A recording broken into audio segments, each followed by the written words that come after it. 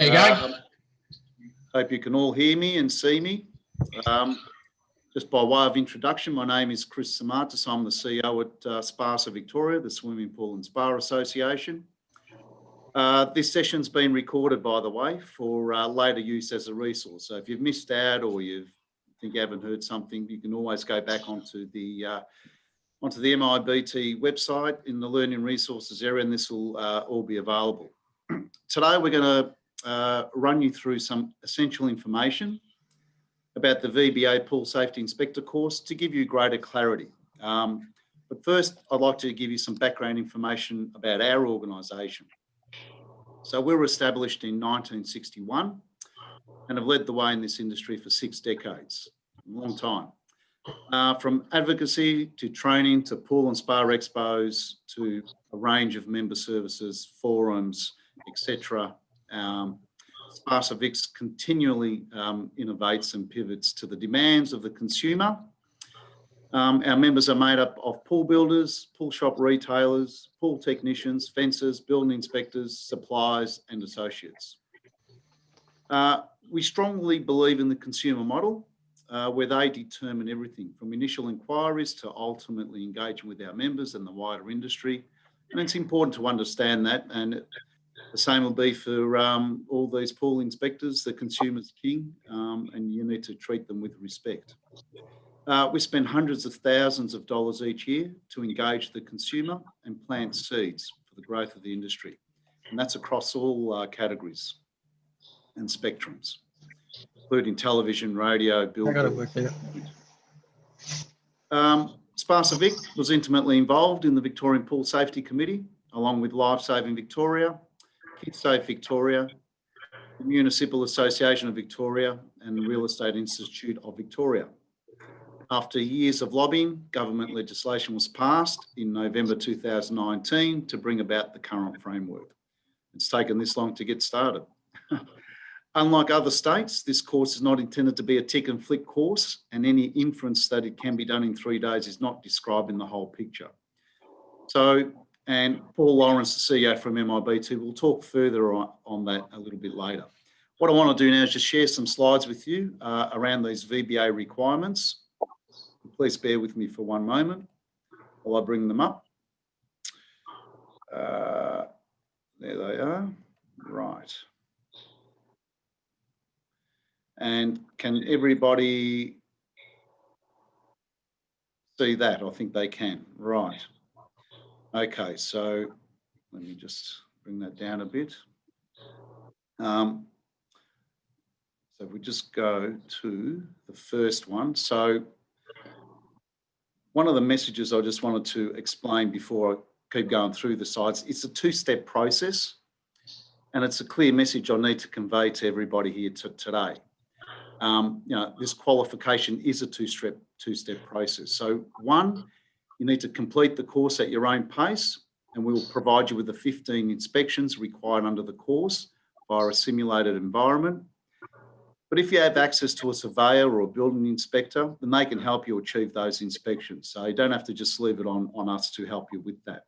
It could be a brother, could be a sister, could be a mate, or some other connection. The second step, which is really important to understand, is meeting the VBA requirements, and that's what I'm going to run through on those slides in a moment. But more importantly, is you need some of the basics around, or the most important elements of it is that you need 6 months experience, and you'll need to do 10 live inspections. And with the 15 simulated ones makes up a total of 25. And 5 of those inspections have to be made against each standard.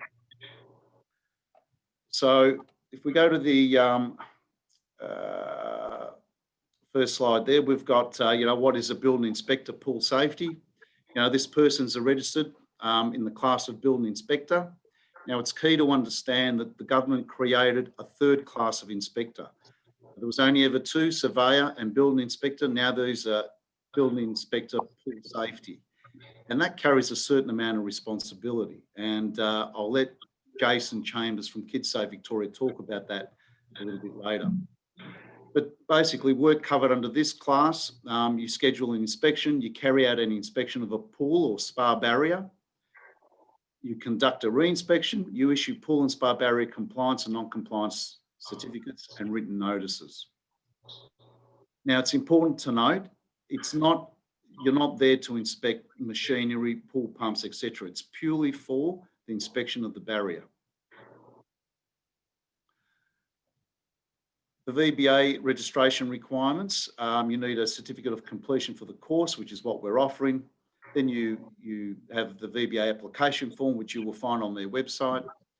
And then you'll need your portfolio of inspections and at least 6-month practical experience. From there, once you've got your certificate of completion, the VBA will only recognise a certificate of completion for the course, which is from an endorsed RTO. Other relevant courses for this class are a Bachelor of Building Surveying or Building Surveying and a diploma, an advanced diploma in Building Surveying. Once you've got that application form and your report, you can then submit, and then the VBA will go through their process to then get you registered, and then you can go out and do your work. Now, what is important is that once you've completed all that, and it's only at that point that you can be registered as a building inspector pool safety. So it's not on completion of the course, it's completing the requirements of the VBA. What I'll just talk a little bit about now is the agenda. Today we're going to hear from Paul Lawrence from MIBT. Paul is the CEO and a registered builder with many years as an RTO, firstly with the Master Builders Association and now independently. Paul will provide an overview of the course structure and the learning management system. The system is an end-to-end online learning platform that allows you to learn anywhere at any time, and it's not paper-based.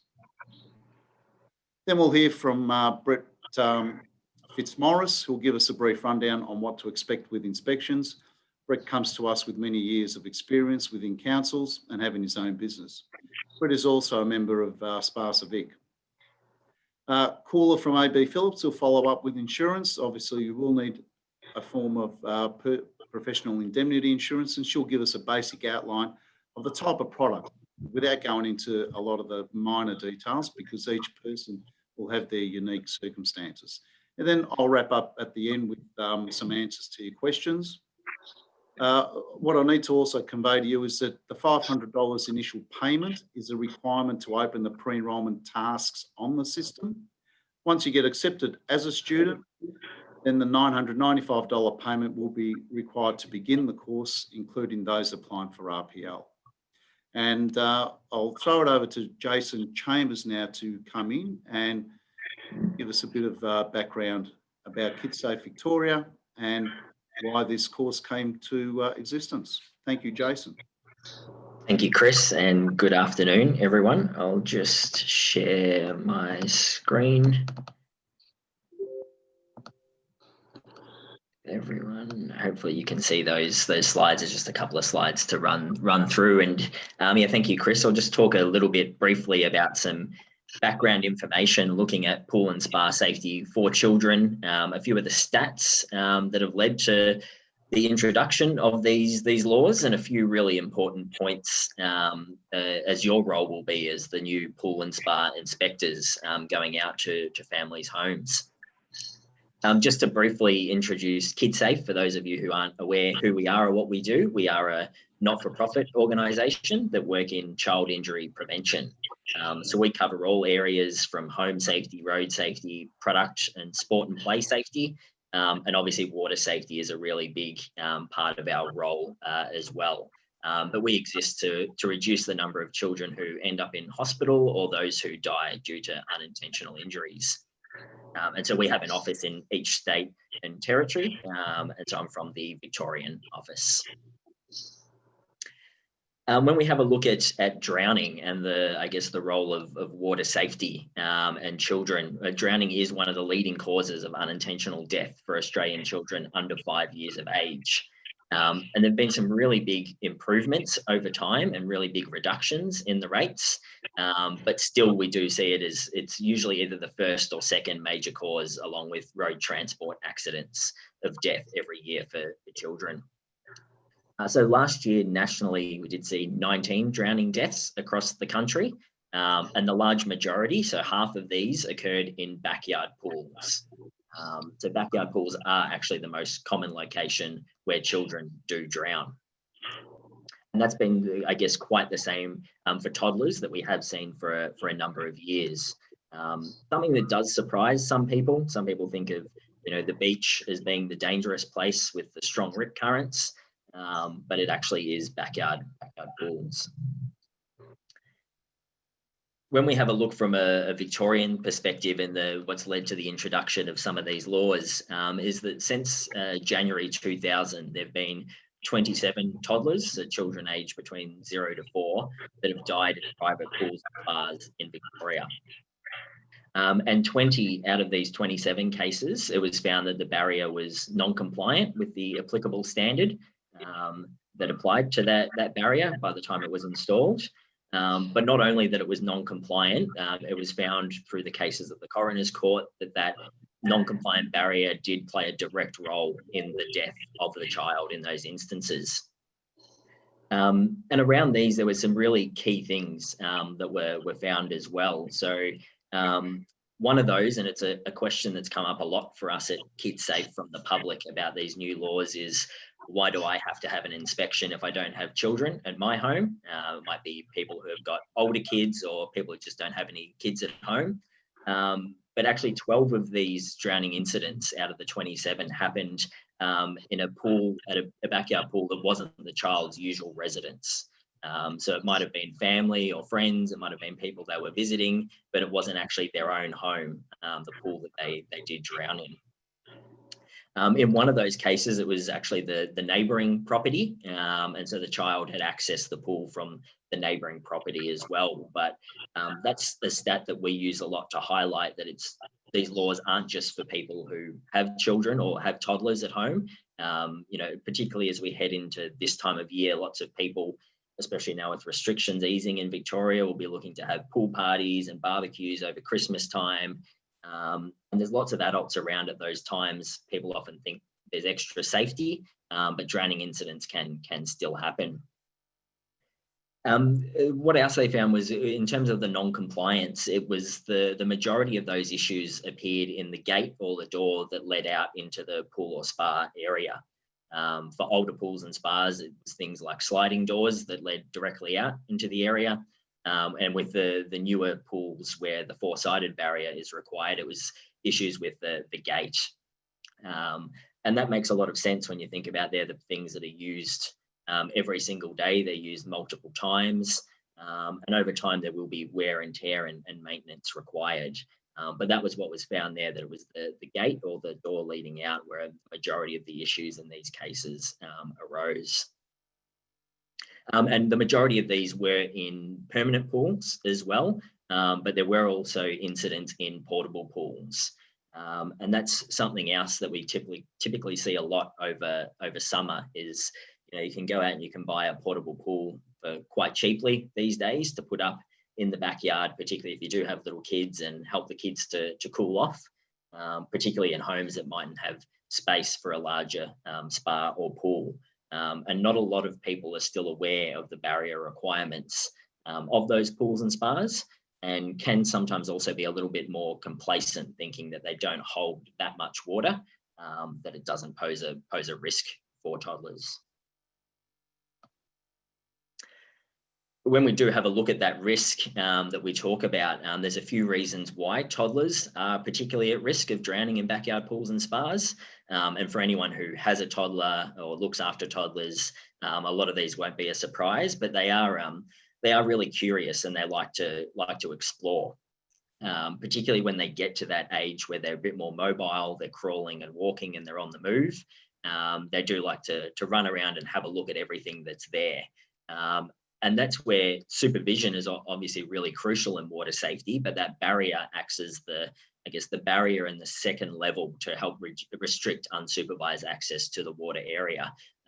because the facts are parents can't have 100% of the time where their eyes are and they're right beside their children. There's always going to be those little moments where, whether it's going to the bathroom or having a shower, those times where they do need to be apart. They're really attracted to water as well, kids. So a lot of kids love water. They love being in the bath, in the pool, down at the beach, but they don't yet understand the dangers that water can pose. So for them, they don't understand that it is dangerous, what happens if they might fall in the pool, or that it is dangerous that they're trying to reach in and get a ball or a toy that's near the pool area. They're just thinking and focused on that one thing. And the last one is that they are quite top heavy as well. So toddlers can fall over really easily. And that's something we do see in a lot of the drowning incidents for toddlers, is actually they happen when they fall into the water. So it might not be when they're prepared and they're swimming and all the family are around having a good time in the backyard pool. It might be while they're playing in or around the pool as well, and they accidentally fall in and get themselves into trouble. And obviously at that toddler age, they don't yet have the skills or the experience to help get themselves out of trouble. They're very reliant on adults to do that for them. So they're just a couple of the reasons why toddlers are more at risk of drowning in backyard pools and spas. And obviously, as I mentioned, that's where the pool and spa barrier and having a regularly checked, maintained and compliant pool and spa barrier is really important. And that's where these laws that are coming in will really help to do this. And you and your role help to do this as well, with those regular inspections and certificates of compliance required to help make sure that pools and spas are in proper working order and those issues are picked up on. I think there's probably a couple of really key things for your role as well. Obviously, one of those being to inspect the barriers and pick up on those faults and non-compliance issues that are there. But another really key one as well is helping to educate families and helping families understand what they can do on an ongoing basis to help keep their pool and spa areas safe.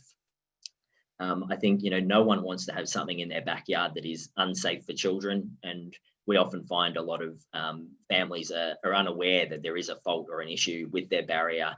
Some of them are unaware of the things they should actually even be looking out for and should pick up on as well. So it's a really important one. Obviously, under the new laws, the certificate and the mandatory inspection is required once every 4 years. But there's a lot of things that can happen in that 4-year period. There's a lot of things that can happen in a 1-year period as well out in backyards, whether that's trees that are growing, new structures that are put in, new furniture that's brought in, ground movement, wear and tear, all these things that happen. So there's a really crucial role there in helping families to understand what they can be doing themselves on an ongoing basis to help make sure their pool and spa areas are as safe as they possibly can be. And also some of these other things. So quite often a comment that we get is, what about supervision as well as barriers? And we often talk about there's not one single thing that can help keep children safe on their own. There's a whole range of things which are needed to work in combination together. So as well as having the barrier that's maintained and compliant, active adult supervision. And for toddlers, we talk about this being within arm's reach at all time, having an adult, whether they're in the water or they're playing around the water, an adult within arm's reach to help keep them safe if something does go wrong. Some of you might have seen the state government ads that run, but the facts they put out in those ones are that it's 20 seconds is all it takes for a toddler to drown. So it's something that's really quick, something that happens often silently as well. So that arm's reach is really important. And not just important when the family's out the back, but over Christmas, New Year, all those celebration times when there's lots of adults, making sure that that supervision is still there as well. Obviously, water familiarization and swimming lessons play a really big part as kids start to get older as well. It helps them to teach them those life skills about how to swim and what to do if they do fall into water, but also some water safety rules for them to follow as well. And then the last one, which is really important, is some first aid and CPR knowledge. So we often say to parents, hopefully it's something they'll never need to use, but it is a really good idea, not just for water safety, but for any child safety or any adult safety things, to have some basic CPR or first aid knowledge. And for some families, it's not a requirement under the law in Victoria, but they might like to have something we do recommend. Definitely, Kidsafe is a CPR sign within the pool area as a reminder about what to do if something does go wrong. It's obviously always a very hectic situation, and having that reminder there can be really useful. And so it's all these things that we really talk about, and the education efforts which are happening and will continue to happen as these laws are introduced, to make sure that our backyard pools and spas can be as safe as they possibly can be for everyone. Thank you. That's it, Jason. Well done. Thank you. Now, that was a nice comprehensive review of why this legislation came about. Now we'll hear from Paul Lawrence, the CEO and Training Manager from Masters in Building and Training. He'll give us a course overview of the course in question, and he'll also give us a review of this LMS, the Learning Management System, which is, I think, just a great way to learn. So over to you, Paul. Thank you. All right, thanks, Chris, and welcome everyone.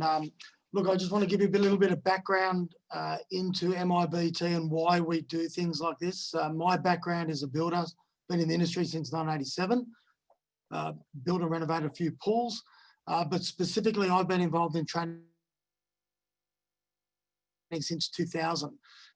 We've got over 1,400 students nationally with MIBT, just over 900 apprentices doing some sort of training. So we're the alternative to them going to a classroom-based institution. All of their work is done, like you guys, in a simulated and online, what we call a blended delivery mode.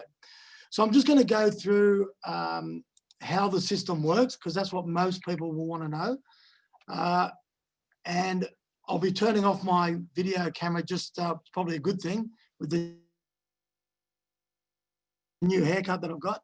I only got the perm done the other week, but outside of that, I'll be turning off my video, but I'll be showing you the learner management system and what we can see as trainers. So one thing Chris mentioned, which is really important, is as part of the course, and with Brett as a qualified supervisor, we'll be able to get you through the 15 mandatory inspections so we can make sure you're competent before we sign you off. Once we're confident that you're competent and we've got all the workplace activities, whether you're doing RPL or not, and I'll show you what they are. Brett and a few others will be able to sign off, but you will still have to be able to get someone to sign off for those 6 months. And like Chris said, it's a little bit vague as to exactly what it is, but we are here to help you get through the course. We won't be serving up on a silver platter. There's a fair bit of work to do, but we will also help you after the course, because as an MIBT and SPASAVIC graduate, we're here to make sure, number one, we give you every opportunity to complete successfully and then go on to make this business a success. So the beauty about the MIBT system, what we call the learner management system, or the LMS, is that we take your existing skills and knowledge and we codify them so you answer questions, but you also got to perform the workplace activities. They're the most important thing. So we need to prove to people that audit us, which is ASQA and also the VBA, that you can perform this sort of work. Just because you know the answers to the questions doesn't mean you can actually do the job.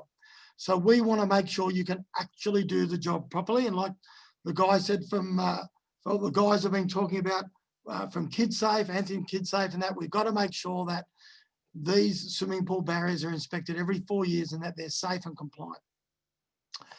So what I'll do is I'll just stop my video and I'll move to a screen where you'll be able to see what I'm talking about as far as the learner management system is concerned. Okay, just going to share my screen with you guys.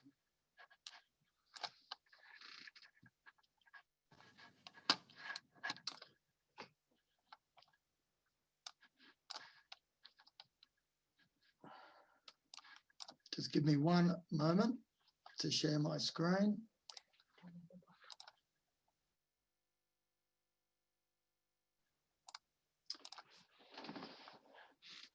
Okay, so when you as a student go to log into the MIBT LMS, the screen that you will all see will be the student login. And when you log into the section, it'll be your email address and your password. What you will see as a student is you'll see your courses that you're enrolled in. I've got a few courses open, but let's just go to the one that you guys will see, which will be your swimming pool and spa barrier course.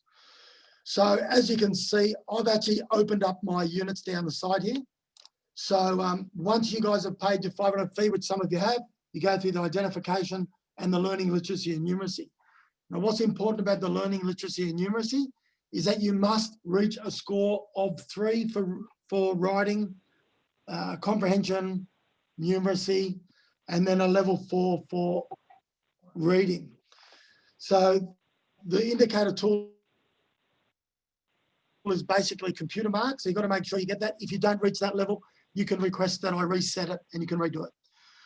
Those of you who've got a qualified supervisor, once they've logged in and done the ID, we can attach that supervisor to you. But what we've also done is when you get to this section down here, and you can see that my camera's working, we've put in a lot of videos about how to complete the course. So you'll be able to refer to those. And you can see down the bottom, my video camera's on. Every time you answer a task, your photo will be taken. So the reason for that is that we can make sure that there is no identity fraud as you guys get through the course. So you can watch those videos. A lot of it will be simply what I'm talking about now.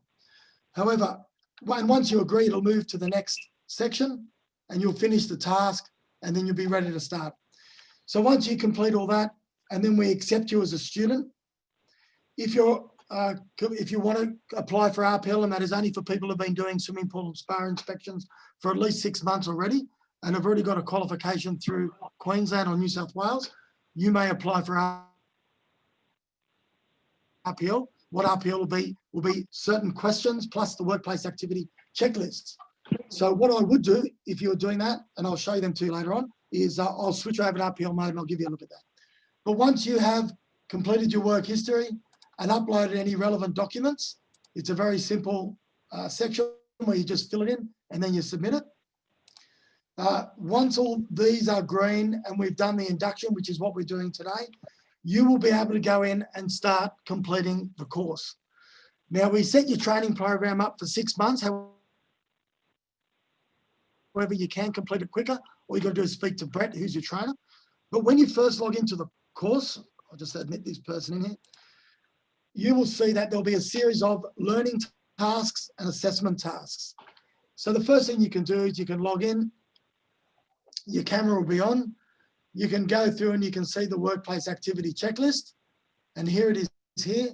So once you finish the questions and the answers, you will still need to supply us all of these items. Now, you can download that if you like, but I'll show you where that's kept. Within the course, as you're going along and you're answering questions, you can always add a workplace activity. And by adding a workplace activity, you simply click here, add workplace activity. You'll add an entry. Let's say it's one of these here. So you would put in all the details of your site address, who you supervise by, which is your qualified supervisor, and their license number and what sort of job it might be. And then you can tick a video. Well, this one here is me explaining the difference between deeply satisfied and performance-based solution for swimming pool barrier. So I would tick that. I would choose a file. Let's say it's in my pictures. And I would simply add that to my workplace activity. It won't let me add it until I put in address, but I'll put in same as last. And I can submit the entry. So when you go to look at your workplace activities, you will see that they all get added there. They don't get lost. That is extremely important. So as you're doing your units, you all have a list of workplace activities. So if I was going to start the one that is prepare for inspection, I would start that module or unit. I could go in and I'll be ready to start. There'll be a list and there'll also be the workplace activity checklist there for you to have a look at. So you can see what sort of evidence you need to collect to get through that unit. So each unit's got its own set of workplace activities. And there's things like that you can either provide a written or video format of you describing why these documents are required and how they're referenced in your report. All you got to do if you're not exactly sure of what to do, you can either give me or Brett a call and we'll help you through it. So if you start the course, all you do is you press start. You can see this task will be answered by a question. So you need to prepare a procedure in scheduling, confirming, and inspection. So you can add these up, you add a file and you submit it. That would be that type. I'll show you a different type of question. Let's look at this one. This one's a webcam. There are 2 questions to be answered. So you need to join the online classroom. You'll need to video your answer like I'm doing now, and you'll explain and make a clear video of you describing what you're doing between 2 to 5 minutes in length, and you scheduling your electronic calendar. It could be using your mobile phone or it could be using a diary. Once you're happy with it, you can submit it. And you might answer that question there. You'll submit that. And then those 2 answers will go to the trainer to be marked. So when you look at your course, it'll be pending. So once you complete all the questions and answers and tasks, remember that you've also got to do the workplace activities. And again, you add an entry, you go to the unit that you were doing, and you can pick either one of these. And remember that some videos can answer more than one question or more than one workplace activity task. All right, so I'm just going to go back out of the course, or back into the barrier course, I should say. And I'll show you what I see as a trainer. So if I was looking at Paul Lawrence over here, and I'm looking at his swimming pool barrier course, I can see when I've logged in, you can see down here we've logged in. So far I've spent 5 minutes. I've answered 3 questions. Every time we speak to you and every time we send you an email, it's all recorded on our system. And we can see how you're progressing. So what we like to see is we like to see people chipping away at the course or doing a lot of activities. And the rule is 3 hours a week, and you should be able to get through each module in about 3 to 4 hours, I would say. So what I'll do is that's from the trainer's point of view, but mainly you'll see it from this point of view, which is the student point of view. All right, so what I'll quickly do is I'll stop sharing my screen and just go back to my video.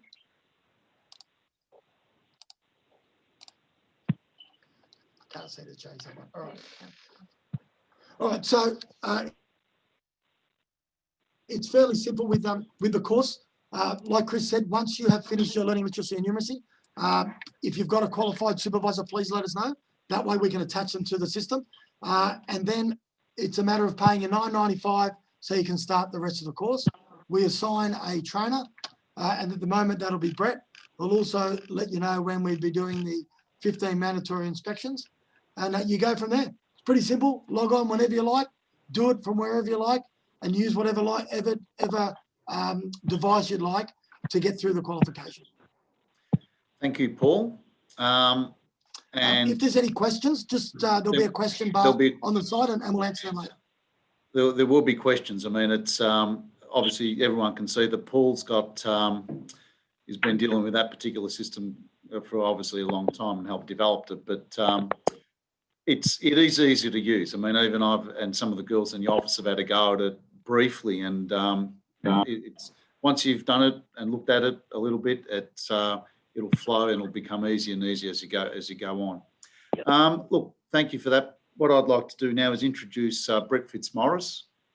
Brett's been, for many years now, I can't remember, but he can tell you how many years, a building inspector. Prior to that, I know that Brett worked for some councils or a council, and he's one of probably our more engaged members, and has also been involved throughout this Victorian Pool Safety Committee and government lobbying some time ago before my time with SPASAVIC Victoria.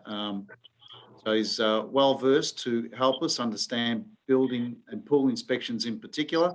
So over to you, Brett, and welcome. Thanks, Chris. Can you hear me all right?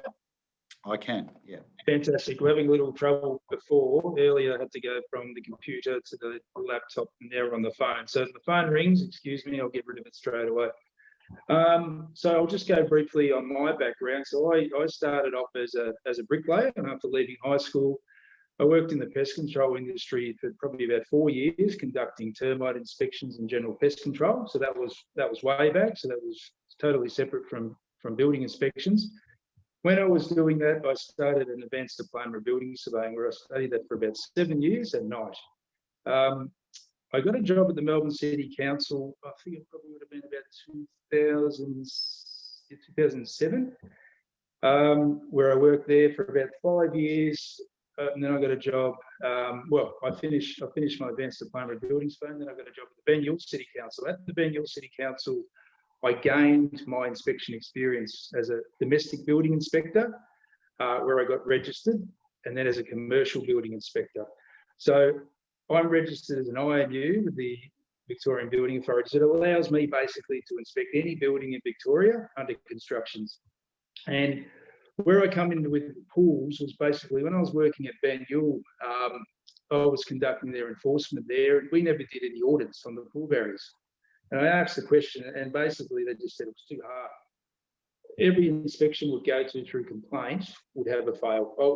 We might do, say, 100 a year, generally, us and a couple other inspectors from other councils in that local area, and would fail pretty much 99 out of 100. So they got me thinking, why is Victoria behind? What's wrong with our system? Now, we used to have the old building regulations 1220. That's subsequently been amended with Division 9A, the new building regs that have just recently come out. So the old building regulations left it up to the homeowners, which the homeowners just weren't maintaining these barriers, because a barrier that was put in, or a pool that was put in the 70s and 80s, you know, give it 5 or 6 years, or even give it a year, it just wasn't going to comply. So these things needed regular checks, and we knew it. So I got a phone call in 2017 from Ashley K. Griffins, because I launched my business in probably 2015 while I was working at council, Pool Safe Inspections Victoria. When I first started, when I left the council, I was probably doing 25 a year. I got this phone call from Ashley, and she asked, can we do an interview with the Herald Sun? Sure, no problem. So we did an interview with the Herald Sun, the local leader newspaper. The next day, I got a phone call from Channel 9 News, and then we're on 3AW. From there, over the next month or two, this sparked the interest. But the reason Ashley came to me is because we had our 6th drowning and coroner's report in the last 10 years. And the last one was young Elijah out of Melbourne West. Now, the coroner's report recommended that we do something different. We have to do basically what the rest of the country was doing, except for South Australia and Tasmania, was essentially these regular checks. So they looked at Queensland, looked at New South Wales, and the coroner basically said for the 6th time, the recommendation is we must conduct a pool barrier registration, and we must have regular checks on these pool barriers. So this is how this all come about. Last year, towards the start of last year, myself and another building inspector, Jeanette Gage, got asked to come in with some senior policy writers at the government to help with many others. SPASAVIC Victoria was involved. You know, they were a big advocate for it, pushing from an association point of view. Asked if we could spare some time and some knowledge on what this new system will look like. So what you see, what you might have read in the new building regs, or what you might have seen on the internet, we all had something to do with it. So subsequently, the government made those changes, but the industry bodies got behind it, the insurance companies got behind it, everyone got involved to what we see now. So this is where we're at. It's great. It got amended, it got changed December last year, and those changes that come through couldn't have come any quicker. So what my role will be with the training is I'm going to deliver to you guys every standard, basically every standard that applies. So really, there's 4 Australian standards. There's the 1986 standard, there's the 1993 standard, the 2007 amended standard, and the current Australian standard 2012, so AS 1926 2012. I'm going to help you apply that inspection experience, plus with the delivery of this course, the knowledge in creating checklists, applying inspections to these different types of pools and different errors, and also the Division 9A, which we left out. So there's 5 parts. This is the hardest. This Victorian setup is going to be the hardest in the country. New South Wales is pretty hard, but this is probably going to be the hardest. So you've really got to be, you've got to have a good understanding of how this system is laid out, and I'm going to help you with that. So my knowledge goes back, years. I can deliver it, and I can understand it quite easily. But for you guys to learn it, well, it depends. Some of you might take 3 months. Some of you might take the whole 6 months to finish this course.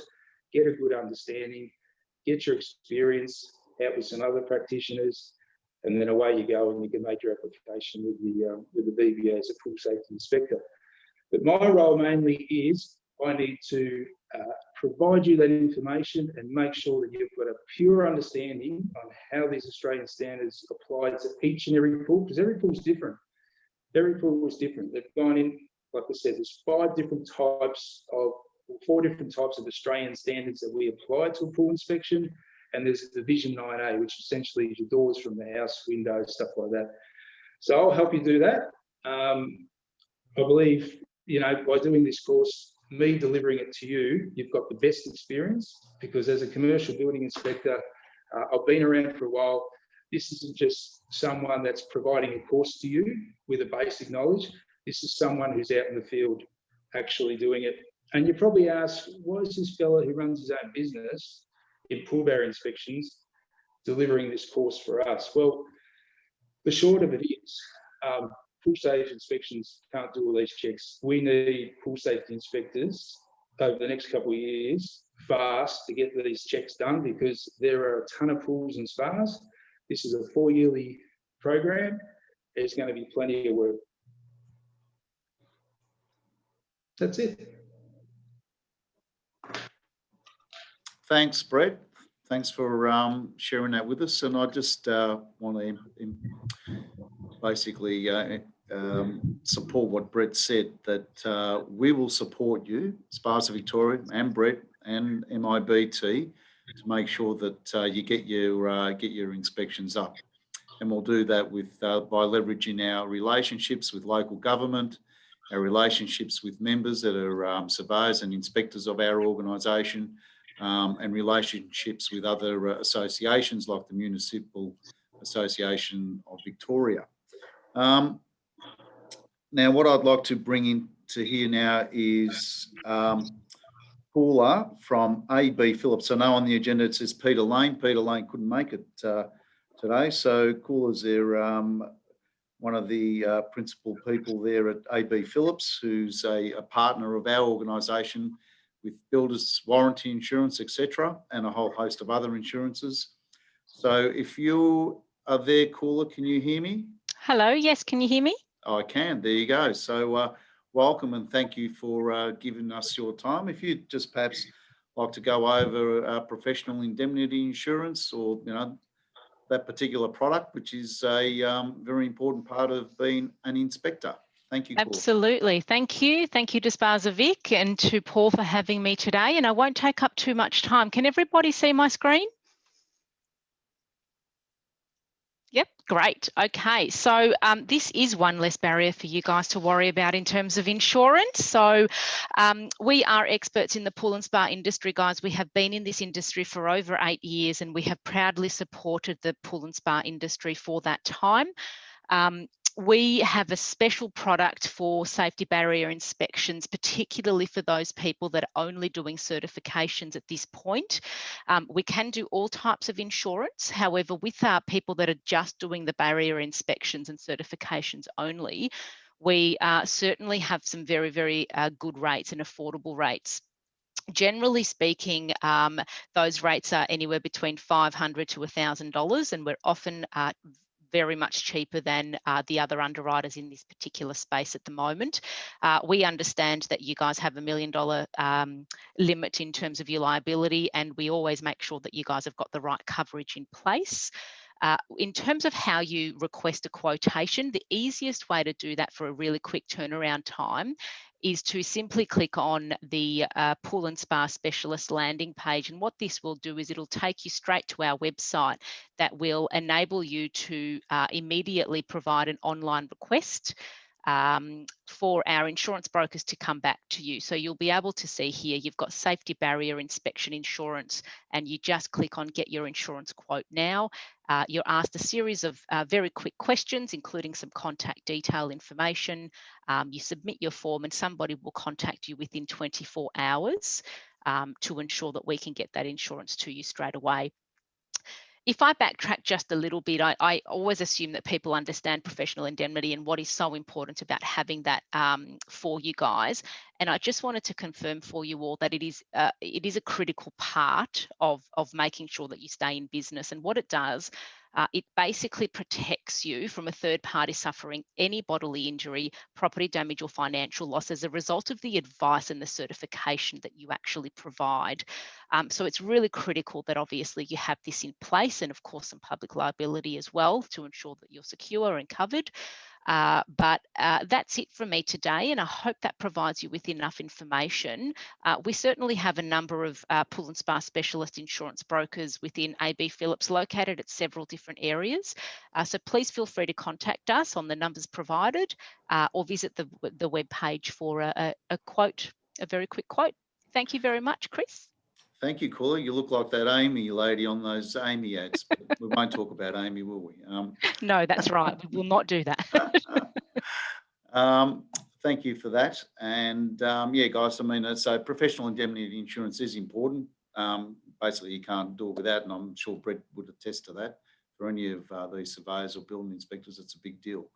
Look, I'm going to try and wrap it up, and we've got questions as well, which I'll throw to Paul, who may have some questions that we from anybody out there that we can answer for people. The only question that's come through is about how do we go about finding a QS. I have sent everyone a sort of message on the chat. Yeah. During the course, we will be able to utilise Brett and possibly some other building surveyors to complete the 15 simulated mandatory inspections for the course to be completed. So we can observe you and make sure you're doing it well for the course. However, after the course, we can only introduce you to some people in your area through SPASAVIC's network, but we can't guarantee you're going to get your 6 months experience. It's outside of the course. So that's why we ask that you do get a supervisor, and you've got time to get it. And obviously we'll do our best to put you in contact with local people in your area. Yeah, that's always been one of the bigger questions. How do they do it? How do they get that experience? And I suppose that was one of the big differences between other states and what the Victorian Building Authority came up with. And as Paul mentioned, we have got a reasonably large network of people we deal with within government, outside of government, statutory bodies, etc. And we know that you're going to need that support of having what MIBT call a qualified supervisor, which is essentially a building inspector or a surveyor of some description. So we're already working in that space, and there is the two components. But first, it is important that you understand the first step, get the course out the way, which is going to take a few months. I don't think anyone's going to be able to. Oh, someone might be able to do it quicker, but it's something that's going to take some time. And then the second step being the VBA experience, which we can't give you, or nobody can give you a guarantee on that, because you just have to go do it. But what we can do is provide the connection with the relevant people that will help you attain that experience. So just to emphasise, most of the questions that are coming through are about the 6 months experience. I can't tell you what it looks like because I'm not the VBA. Unfortunately, we are trying to get that information, but I'll give you an example. in New South Wales, to get a builder's license, you've got to show 24 months experience. Now, the only way to show that experience is they want to see that you're a full-time employee completing DA and CC and CDC work on residential buildings. That's totally separate to how Queensland want to see. They just want to know that you've got 6 months experience. I have said to the VBA, it should be a number of inspections competently. It's got really nothing to do with time. That's something we have to wait to hear back from the VBA. We're all sort of in the dark in that regard. So I can't really give you a definite answer. There is another question about about Brett being your QS. Brett will only be your QS if you don't have one for the duration of the course only. So we can make sure you get through the 15 mandatory inspections. After that, like I said, there's no guarantees. However, what Chris does and what Chris has said, and I'll emphasise, we'll do our best to introduce you to people that are either in your area or where you will have to maybe travel to visit them. Look, and without a doubt, I mean... there's another question about how the simulated inspections and how they're... Okay. Sorry, Chris? No, that's all. Just... So there's another question about how are the simulated inspections scheduled? Stimulated. As you progress through the course, Brett will answer that question. Brett? Well, so they're going to be on site. I think everyone had this visualization that it was all done through the computer because of COVID. Well, maybe that was the intention at the start, but I think that's changed now because we're going so well here now. But they'll be on site. We'll get them on site for you. So look, what we're doing a ton a week at Repulsor. I'll get you the practical experience on site. We'll do it, a certain amount of students at a time. We'll do Division 9A checks, your old 1980s pools, 93, 2007, and the current standards. So I'll take you through all of it, and 1986. I'll take you through all of them, and we'll get you those 15 on site as part of the course. Going further from that, and trying to get that 10 with other practitioners, it's going to be hard. So you're going to try and lean, and we'll help you. Like I said, SPASAVIC Victoria is going to try and help lean on a few municipalities to get that experience. I remember when I was trying to become a building inspector and asking people for experience, it was a nightmare. There's not many. You have to do 10. And then that 10, you have to be competent. So we'll get you through the 15. You'll be pretty much there. And that additional 10, by the time you're doing that, you should have a good knowledge of it. Thanks, Brett. Thanks, Brett. And Brett will also start setting dates once people have actually enrolled. We've accepted you as your student, and we'll probably be doing in groups of 6. And we'll set some dates in the near future. So you guys can attend, and they won't just be in the one spot. Someone asked, where does Brett live? Well, I'm not going to tell you because we'll be traveling all around to Victoria to do these simulated inspections. Brett's details will come up once you're accepted as a student. On the MIBT LMS, there'll be a section that says trainer contact. So once I assign you as Brett as your trainer, all his contact details will come up. The Australian standards, we will make the relevant parts of the Australian standard accessible for you. We are not going to give you the Australian standards for a couple of reasons. If you're going to become an inspector, you should have a copy yourself. But the other reason is you don't need the full standard to complete the course. Brett and I will share with you the relevant sections. And the other one is on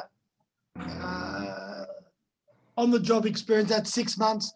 It says here, can you do the course while you get the 6 months experience? Absolutely. Yeah. The VBA has just said you've got to have 6 months experience. They didn't say you've got to have the experience after you finish the course. So some people are coming to us with 6 months experience already. So let's say they knock the course over in 4 or 5 weeks, then they would be eligible to apply to the VBA. If you're having trouble with a QS, all you've got to do is email me, which is either info@MIBT or paul@mibt.edu.au, and I will be able to add your qualified supervisor if and when it becomes required. Very good, Paul. Any more questions? There's no more questions up at the moment, Chris, but we're happy to answer questions at any time. All you got to do is email me or text me. Yeah, and this whole thing will remain up on the website as a recording. So that's basically you've completed the first part of the induction process, so well done to everybody. Just like to thank Koula and Brett and Jason from Kidsafe and Paul for giving of their time. And I know a lot of you have also having to take the afternoon off from your other jobs or whatever. But at the end of the day, it's you know, I think it's a worthy it's a worthy course, and there's a lot of good behind it. You know, it's there for the right reasons, as Jason explained, and SPASA Victoria will help and support you all along the way. We are almost on the 1 hour, so I think it's we've done well to finish within that 1 hour. So any more questions, please feel free to email them in. I know they're predominantly around that, do you get that 6 months, but we'll be working in the background diligently to make sure that you're supported in that space. Other than that, thank you for coming online, and hopefully we'll see you all in the not too distant future. Thank you, Jason. Thank you, Paul, Brett, Koula, and everybody. See you later. Thank you very much. Thanks, guys. And yeah, I've sent my email address. If anyone wants to, just email me directly. See you guys. Thank you. Thank you.